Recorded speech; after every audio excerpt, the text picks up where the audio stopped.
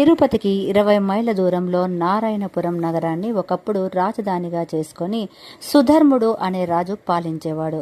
విష్ణుమూర్తి ఆగ్రహానికి బలై రాక్షసుడిగా మారిన చోళరాజు తనువు ముగించే రోజు రానే వచ్చింది.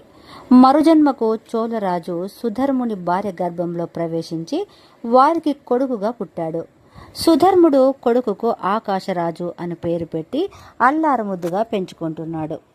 ఒకరోజు సుధర్ముడు వేటకు వెళ్లి బాగా అలసిపోయి దగ్గరలో ఉన్న కపిల తీర్థంలో దాహం తీర్చుకుని విశ్రాంతిగా కూర్చున్నాడు. అదే సమయంలో ఒక నాగకన్య కపిల తీర్థంలో స్నానం చేసి అటుగా రావడం సుధర్ముడు కంటపడింది. ఆమె అందాలకు పరవశుడై నాగకన్య దరి చేరి వివరాలు అడిగి తెలుసుకొని సుధర్ముడు తన గురించి కూడా తెలియచెప్పి వెంటనే గాంధర్వ వివాహం చేసుకున్నాడు. తర్వాత వారిద్దరికీ తొండమానుడు అనే పుత్రుడు కలిగాడు. కొంతకాలానికి సుధర్మునికి వృద్ధాప్యం వచ్చాక అవసాన దశలో పెద్ద కొడుకు ఆకాశరాజుకు రాజ్యాన్ని అప్పగించాడు. అలాగే తొండమానుడి బాధ్యతలు స్వీకరించమని చెప్పి చనిపోయాడు. ఆకాశరాజు భార్య ధరణీదేవి ఇతను ధర్మవంతుడై పరిపాలన చేశాడు.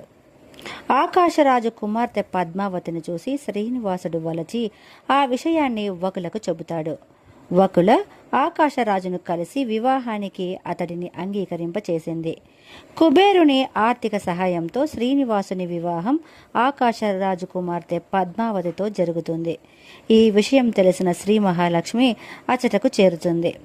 సపత్నుల కలహంతో శిలగా మారుతాడు శ్రీనివాసుడు. అప్పటి నుండి ఇప్పటి వరకు భూలోకంలోనే శ్రీ మహావిష్ణువు రూపం శ్రీ వెంకటేశ్వరునిగా పూజలు అందుకుంటున్నాడు. ఓం నమో వెంకటేశాయ.